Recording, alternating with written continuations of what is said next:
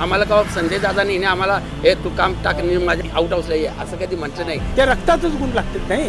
हे परवीन दादांचं काम म्हणजे काय एक नंबर कोण म्हणजे कुणी सांगायची काय गरज नाही. जर यांच्याकडे ही सत्ता आली तर 100% गावाचं नंदनवन करतील याची काय काळजी करायची गरज नाही. साधा आणि सरळ माणूस आहे. त्यामुळे लोकांची इच्छा आहे परवीन दादाच निवडून यायला. ज्यावेळी दादा एकत्र येतात त्यावेळी मुरगुडचा काहीतरी मोठा इतिहास आणि विकास हे होणार आहे म्हणून ते आज योगायोगान घडून आले. पोरग तरी किमान शाळा जाईत असलं रस्त्याला पाठी हे दादा म्हणतो हे तुला फक्त गोळ्याच्या तिकडे. भाजप शिवसेनेचे नगराध्यक्षपदाचे उमेदवार आणि खालचे सर्वच्या सर्व मी अतिशयोक्ती करत नाही. 100% वैद्यसाहेब या नगराध्यक्ष होतील याची खात्री आहे. त्यांचं ते घराणंच राजकीय आहे 100%. त्यामुळे इथं ते काय कमी पडणार नाही. विषय काय अजिबात कुणी 1v1 धनुष्यबाण आणि कमल. आता ऐका आता भाजप संजय दादा प्रवीण पाटील एक आहेत. प्रवीण पाटील हे अतिशय काम चांगलं करतील अशी आमची आशा आहे आणि त्या जनतेला तेच प्रश्न सोडवणार आहेत आणि ते अतिशय चांगल्या पद्धतीने काम करतात. सर्वसामान्यातली माणसं आहेत. निर्बळ आहे सरळ आहे कुणाला त्रास करणार नाही. जरी विरोधक आला तर बाबा काय कसं काय हे विचारपूस ती करणारी माणसं आहेत आणि ते मुरगुडचं पाटील आहेत.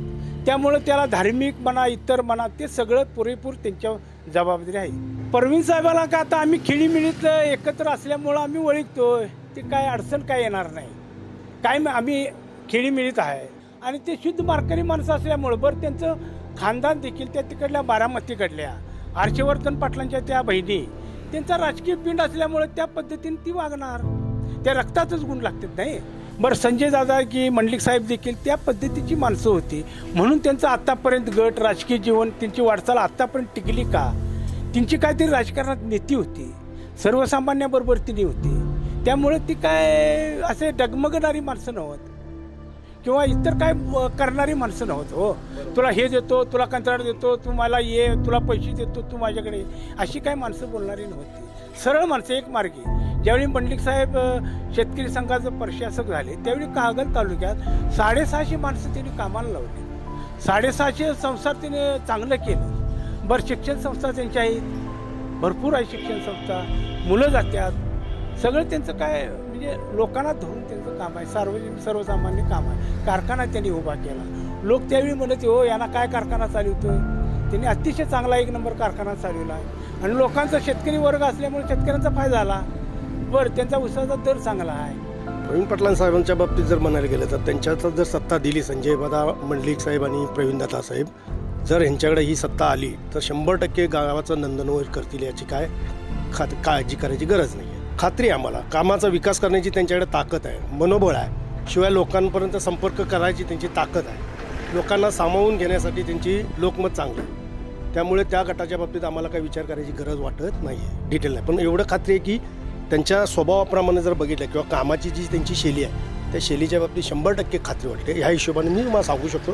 काय आता केलेली कामं आणि नाही केलेली कामं ह्याच्याबद्दल तर काय बोलण्यात राम नाही पण निदान आत्ता जे आमचं येणारं पक्ष आहे जे भाजप शिवसेना आहे ह्यांच्याकडे जर सत्ता आली तर 100% सांगतो की मागील जी कामं जी पेंडिंग पडलेली आहेत किंवा जी केलेली नाहीच म्हणूया त्याच्यापेक्षा तरी चांगली कामं करतील हे दोन्ही पक्ष एवढी खात्री. हे परवीन दादांचं काम म्हणजे काय एक नंबर कोण म्हणजे कुणी सांगायची काय गरज नाही. कारण त्यांचं काम असं आहे तिथं कोणीही अडचणीला दारात गेला उपाशी आजपर्यंत कोणी उपाशी आलेला नाही. कारण त्याची काय अडचण असेल त्याचा म्हणजे पूर्ण ऐकून घेणार त्याचा प्रॉब्लेम पूर्ण जे काय असेल ते सॉल्व्ह करण्याचं म्हणजे परवीन दादांची ही पहिल्यापासून एक त्या पाटील घराण्याची हेच आहे. कोणी तिथं अडून नडून गेला त्या घरात आणि तिथं म्हणजे अडचण बसला असं आजपर्यंत कुठं झालेलं नाही. परवीन दादांचा फायदा म्हणजे सगळ्या मुरगुडला म्हणजे फायदा आहे. त्यांनी बऱ्याच वेळा म्हणजे संघर्षातनं राजकारण आजपर्यंत केलेलं आहे आणि आता तरी मंडलिक साहेब संजय दादा आणि परवीन दादा एक झाल्यात म्हणल्यानंतर मग काय बोलायचा विषय नाही. कारण ज्यावेळी दादा एकत्र येतात त्यावेळी मुरगुडचा काहीतरी मोठा इतिहास आणि विकास हे होणार आहे म्हणून ते आज योगायोगान घडून आले. आणि आदमापुरात भाकणुकीमध्ये सुद्धा सांगितले किंवा आपाच्यावाडीच्या भाकणुकीमध्ये सांगितले भगवा झेंडाच फडकणार आणि त्या देवाच्या आशीर्वादाने 100% यावर्षी भगवा झेंडा फडकणार. भाकणुकीत सुद्धा भगवा झेंडा म्हणल्यावर आमच्या तुमच्या मनामध्ये स्वतः सुद्धा भगवा झेंडा आहे. त्यामुळं विषय काय अजिबात कुणी 1v1 धनुष्यबाण आणि कमळ. त्या अतिशय चांगल्या बाई आहेत आणि चांगल्या घराण्यातल्या आहेत. त्यामुळे त्यांच्याबद्दल काय द्वितपणा कुणाबद्दल नाहीच हो. किंवा व्यवहारात सरासरी आता त्या गलीतल्या माणसं बायका जातात त्यांच्याबरोबर अतिशय चांगले आहेत आणि प्रेमळ आहेत, कुणाला काय बोलणार नाही. त्यांच्यात आता गोकुळाष्टमीचा प्रकार होतोय. जवळ 600-500 माणसं त्यांच्यात 1000-2000 माणसं वर्षातनं एकदा गोकुळाष्टमीचा 8 दिवसाचा कार्यक्रम मोठा होतोय.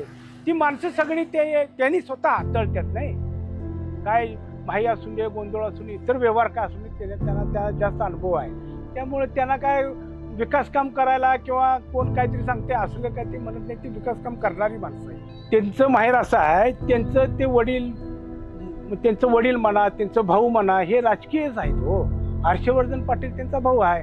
ते राजकीय आता मला वाटते काँग्रेसच्या काळात ते मंत्री होते, आता भाजपच्या काळात होते, शिवसेनेच्या काळात देखील होते. त्यांनी म्हणजे फार ती राजकीय आहे. त्यामुळे त्यांचं ते घराणंच राजकीय आहे. त्यामुळे इथं ते काय कमी पडणार नाही. सर्वसामान्याची कामं करायला ते काय कमी पडणार नाही. हे बघा, प्रवीण पाटील सरळ माणूस आहे. ते आमच्या लेवलच्या 1-2 वर्षांनी लहान मोठा असणार का आम्ही लहानपणापासून एकत्र खेळलेलो बागडलेलो आहे आणि तो अतिशय चांगला माणूस आहे. तो मुरगुडचा पाटील आहे. धार्मिक विधी त्याच्याकडनं होती. धार्मिक 12 बलोतेदारला घेऊन तो जाणारा माणूस आहे. तो काय असा तसा वावगा नाही. एखादा मानकरी जर तटला असा किंवा आणि काय करला असं तर तो सहकार्य करण्याजोगा माणूस आहे. तो का असा हे करणार नाही आणि सगळ्या समाजाला तो एकत्र घेऊन जाणार. आता इथला मुरगुडचं माही गोंधळ काय असेल नसेल ते धार्मिक विधी तो स्वतः करतात. बरं, तो काय इतर व्यवहार काय करत नाही. मी असा आहे, मी पाटील आहे, हे काय नाही. कुणाच्या बी घरात जाणार, कुणाच्या बी बसणार, कुणाबरोबर बोलणार किंवा वाईट चिंतणार, कुणाचंही वाईट चिंतणार नाही. एक वेळ आपल्याला काय नसलं तर चालेल तर आपण गप्प बसणार. आता तो सध्या जवळजवळ 20-30 वर्षे तो बिजली कारखान्याचे संचालक आहेत. एक वेळ व्हाईस चेअरमन होते. त्यांचं वडील प्रवीण पाटलांचे चेअरमन होते. अतिशय कारभार त्यांनी चांगला सांभाळला कारखान्याचा आणि ह्याच्यात 1 नंबर दर आहे उसाला. त्यामुळे त्यांच्याबद्दल काय दोमत यायची लोकांची, सर्वसामान्यांची काय गरज नाही. आणि लहानापासून मोठ्यापर्यंत त्यांना मानणारी माणसं आहेत. लहान मुलगा जरी शाळा जायत असला तर हे दादा, पोरग जरी किमान शाळा जायत असलं रस्त्यानं पाठीवर, हे दादा म्हणतोय, हे तुला फटक गोळ्या देतो इकडे. ते पोरग ते अशी आपुलकीपणा आहे त्याच्यात. इतरांनी तो काय तसा वागणारा साधा आणि सरळ माणूस आहे. त्यामुळे लोकांची इच्छा आहे प्रवीण दादाच निवडून यायला पाहिजे. प्रवीण दादांच्याच बाजूने आहे. सगळी उसावर जी घडली आहे ही त्यांच्या ह्याच्यामुळं घडली आहे. आता मुरगुडचा जर विचार केला तर गेल्या 10 वर्षापूर्वी पूर्ण शिवसेना बहुमतात सत्ता आली आणि त्या शिवसेनेने जो अजेंडा दिला होता, जाहीरनामा दिला होता, त्याच्यात ते सर्वसाधारण पाहिलं जातं 100% कामं केलेले आहे. एक्सेसिव्ह जास्तच केलेले आहेत असं मला म्हणायचं आहे. आधी रस्त्यांचा प्रश्न असो, गटरचा प्रश्न असो, अमृतजल योजना असो, पाण्याचा प्रश्न असो आणि आपण ज्या ठिकाणी उभा आहे त्याच्या पाठीमागं एक अश्वारूढ तळा शिवाजी महाराजांचा निर्माण केलेला आहे. आता मी प्रामुख्यानं पुतळ्यावरच का आलो तर आत्ताच्या सद्यस्थितीत ह्या महामाधवांचा आदर्श घेऊन आजची पिढी मार्गक्रमण करणे ह्या देशाच्या, ह्या राज्याच्या आणि ह्या गावाच्या दृष्टीनं अतिशय महत्त्वाचं आहे. त्यानंतर आमचं ग्रामदैवत अंबाबाई हे मंदिर आज अखेर सगळ्या तालुक्यातली मंदिरं झाली होती, पण आमचं ग्रामदेवतेचं मंदिर आत्तापर्यंत झालं नव्हतं. माजी खासदार स्वर्गीय सदाशिवराव मंडलिक साहेबांनी ते मंदिर बांधण्यासाठी सुरुवात केली आणि त्या मंदिराला फंडिंग दिलं. त्यापासून त्यांचा वसावा वारसा घेऊन माजी खासदार संजयदादा मंडलिक व युवा नेते वीरेंद्रदादा मंडलिक असो किंवा प्रवीणदादा पाटील माजी नगराध्यक्ष यांनी ते कुठंतरी काम पुढं नेलं आणि जवळजवळ स्थापत्यशास्त्राचा एक उत्कृष्ट नमुना असणारं आमचं अंबाबाईचं मंदिर निर्माण झालं. आता पाहिलं जाता ते मंदिर असं आहे की स्थापत्यशास्त्राचा नमुना असल्यामुळं ते प्रेक्षणीय आणि बघण्यासारखं मंदिर आहे. अशा मंदिराची निर्मिती त्या भागात तरी मी कुठं पाहिलेली नाही. तो एक प्रश्न आहे.